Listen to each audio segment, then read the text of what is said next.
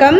தமிழ்நாட்டில் பாமாயில் தூரம் பருப்புகளுக்கு தட்டுப்பாடு உள்ளதாகவும் ரேஷனில் இந்த பொருட்கள் கிடைப்பதில் சிக்கல் நிலவி வருவதாகவும் தகவல் வெளியான நிலையில் தமிழ்நாடு அரசு முக்கிய நடவடிக்கையை மேற்கொண்டு உள்ளது.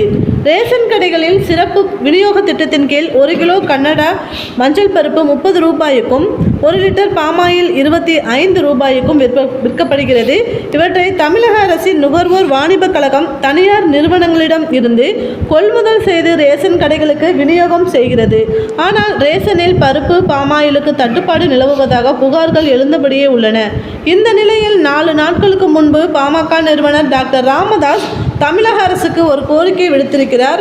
அதில் அத்தியாவசிய பொருட்களின் விலைகள் மேலும் அதிகரிக்கும் என்று செய்திகள் வெளியாகி உள்ள நிலையில் அதை கட்டுப்படுத்த அரசு எந்த நடவடிக்கையும் எடுக்காதது கண்டிக்கத்தக்கது. சென்னை உட்பட தமிழகம் முழுவதும் எண்ணெய், பருப்பு மற்றும் மளிகை பொருட்களின் விலைகள் அதிகரித்து இருப்பது விலை கண்காணிப்பு குழுக்களுக்கு தெரியுமா? எண்ணெய், பருப்பு விலையை கட்டுப்படுத்தும் நோக்குடன் நியாய விலை கடைகளில் குடும்ப அட்டைகளுக்கு வழங்கப்படும் துவரம் பருப்பு மற்றும் பாமாயிலின் அளவை 2 கிலோவாக உயர்த்த வேண்டும். தமிழக அரசு ஏற்கனவே அறிவித்தவாறு ரேஷன் கடைகள் மூலம் மீண்டும் மலிவு விலையில் உளுந்து வழங்க வேண்டும்.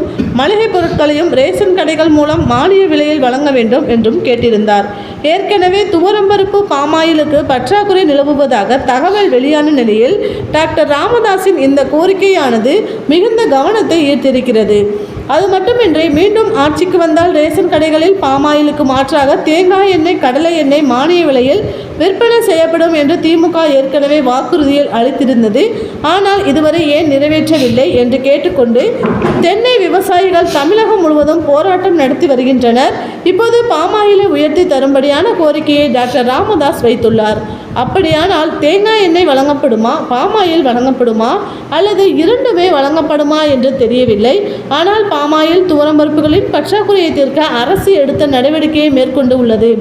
தற்போது 20,000 டன் துவரம் பருப்பு அல்லது கன்னடா மஞ்சள் பருப்பு 2 கோடி எண்ணிக்கையில் 1 லிட்டர் பாமாயில் பாக்கெட் வாங்கும் பாணியில் வாணிப கழகம் ஈடுபட்டு உள்ளதாம். இதையடுத்து பாமாயில் துவரம் பருப்பு பற்றாக்குறை விரைவில் நீங்கும் என்றும் அனைவருக்குமே ரேஷனில் தங்கு தடையின்றி கிடைக்கும் என்றும் நம்பப்படுகிறது.